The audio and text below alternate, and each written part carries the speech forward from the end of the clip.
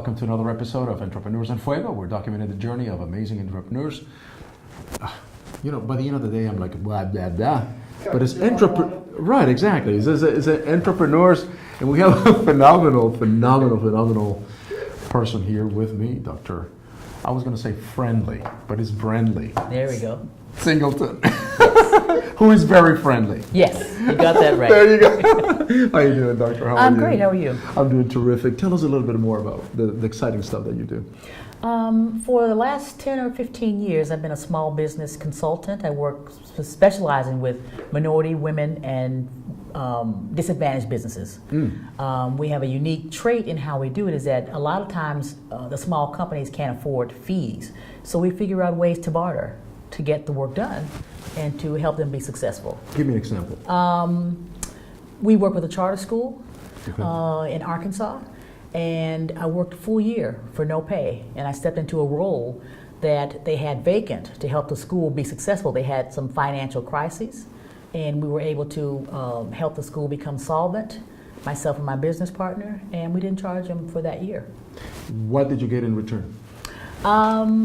We were able to create a successful environment for the school to succeed. They became solvent and went from negative to positive cash flow. Mm-hmm. We worked with children who were at risk and below basic. They became at basic or performing above basic. Wow. And just revamping and transforming that system. That has to be probably one of the most rewarding things in the world, right? Fantastic. When you see this broken system, Mm-hmm. and all these kids that are clamoring for help, and probably they don't know better because nobody stepped in and said, this is how we're going to do it. This is the right way to do it. And then here you come in, you step in, Mm-hmm. and you show them the right way. You know, it's hands-on, and I'm not from Arkansas, but we went into a community that was a poor, struggling, high-crime community to help children that no one else wanted to help. There were at-risk children we had kids who couldn't read, couldn't write. They knew how to fight, cuss, and harm each other. And we helped turn that around in the first 3 years of business. Is that endemic in the rest? I mean, is this representative of some of the towns, the smaller towns that are in the United States, or was this kind of a unique situation? No, it's pretty common. And what you find is that in the poor communities where it's lower socioeconomic communities and background, you have a lot of the grandparents raising the children, and mom and dads are either in prison, they're in jail, they're on the streets, they're on drugs, and some of the kids are offsprings of parents who are using drugs. So they come in at a disadvantage anyway for learning purposes. And we're talking this predominantly in the Black and the Latino population. Is that correct? Correct. And what do you attribute this thing? I mean, and I know it's what changed?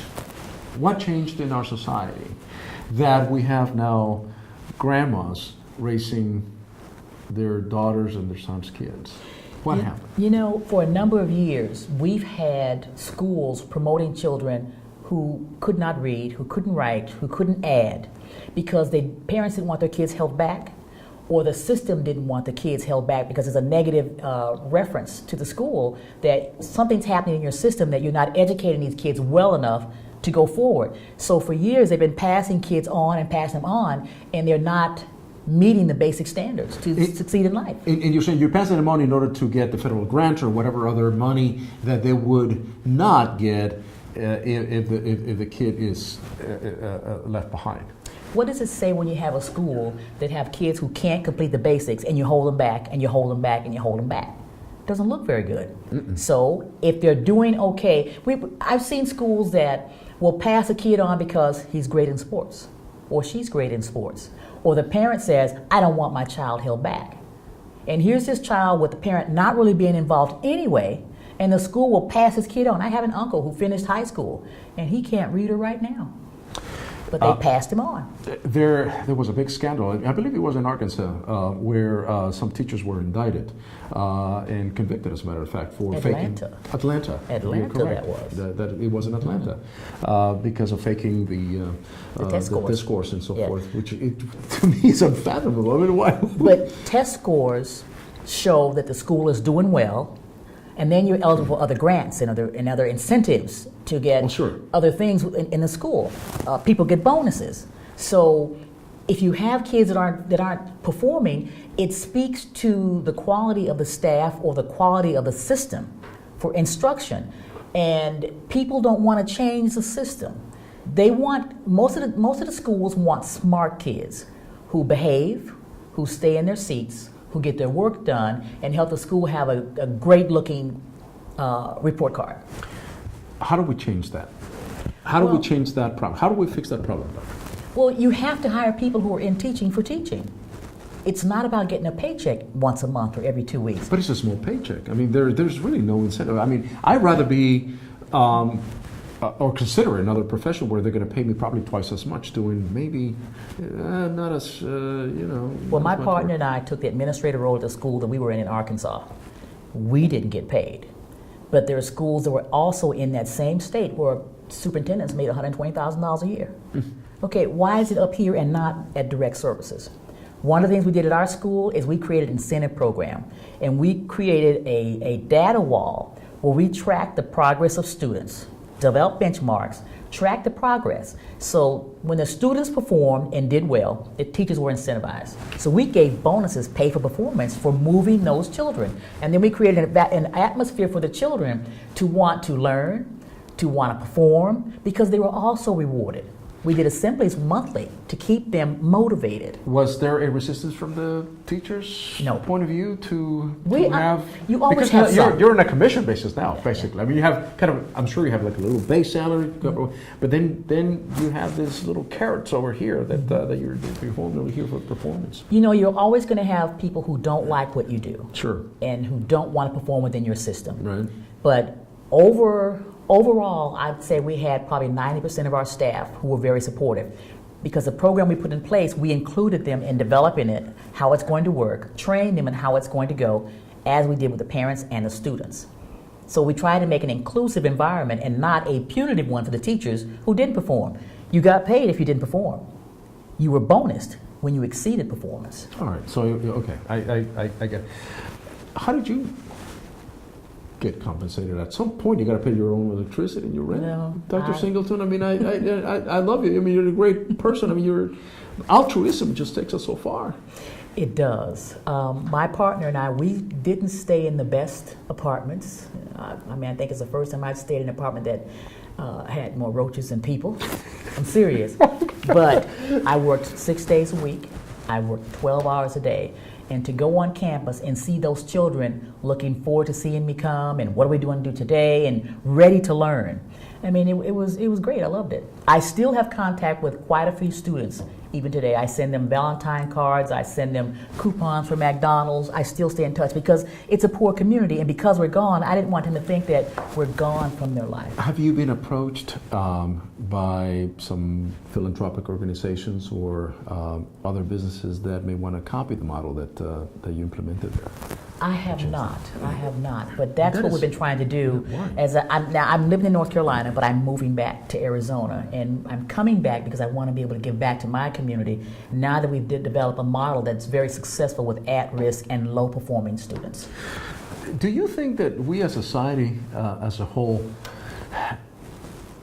when we see a high-risk environment in a school, much like you did in Arkansas, that we kind of just say, it's not my problem. I'm just going to let somebody else take care of that, rather than taking hands-on and incorporate that specific area, that specific problem, and trying to fix it. Do you think that we have an apathy and that maybe some of us just given up? I do believe that. I think it's hard for parents. You've got a lot of single-parent homes now. You've got a lot of grandparents, as I mentioned, raising children. The economy's tough. Money's tight. There's even some people, I believe, in teaching positions that really shouldn't be there. I don't think they enjoy what they do. It's a paycheck. And it's really important that if you come to school and you ruin that child's experience with education and knowledge, it doesn't stop there. It ruins it going forward. So I think it's important to create a learning environment that's nurturing and supportive for the children, the parents, and the staff. Then everybody wins. What I'm hearing is that if you create that amazing platform or base, at that level, at the when the child starts his or her education, that you can break that cycle at some point in time. I believe that. That cycle of having grandma raising kids will break at some point. Education is very important. It's very important, and we've got so many children who don't have a clear understanding of where they can go and how far they can go, because at some point, some educator broke their spirit. And once you break that spirit, the child loses that commitment to go to school, that desire to learn, that thirst to be the best that they can be. Because someone killed their spirit so early on, what's left? I'm going to give you a magic wand, Dr. Singleton. Mm-hmm. How do we go from here? What do we do? In terms of education? In terms of education. I think we need to re-educate the system on the type of children we're trying to teach, what the goals are, re-identify the strategies. In the old days, it used to be the basics, read, write, arithmetic. Mm-hmm. It's not that anymore. It's life skill development, it's relationship development, it's building character. And you have to re-educate the system so that we all are on the same page, hopefully in the same book going forward. And that involves parents, the students, the community, the grandparents. It's not a one-person responsibility. It's the entire village. I think that we've lost that focus on it takes an entire village to raise the child. Indeed it does. Mm-hmm. Indeed it does, and hopefully we'll be able to, hopefully the political winds are going to blow very favorably that we would have that mentality back again, because it really does take a village. Yeah, it's lost, and our children are suffering because of it. You're my new hero, Dr. Singleton. Thank you. You're doing some amazing things, man. And you should be recognized for this thing, and your model should be emulated and copied, so that we can eradicate this ignorance that exists out there. Think about it. How many countries and their children are far advanced than ours in math and science, okay? And we're the greatest country. And look at where we are at education. I think I heard on CNN we're 30th. Yes, we are. I mean, is that realistic? It makes no sense. And sometimes, and we can talk politics all day long, but sometimes we should look inwards and try to fix what we have broken here. We don't have to go too far. Take care of home first. Take care of home first. And it starts with education, starts with the kids. Yes, definitely does. Agree? I agree with you. 100%. I agree with you. I'm all convinced. You're amazing, Dr. Singleton. I appreciate it. Thank you very much. I'm very honored that we finally got you here, Entrepreneurs in Fuego. And with that, we're out.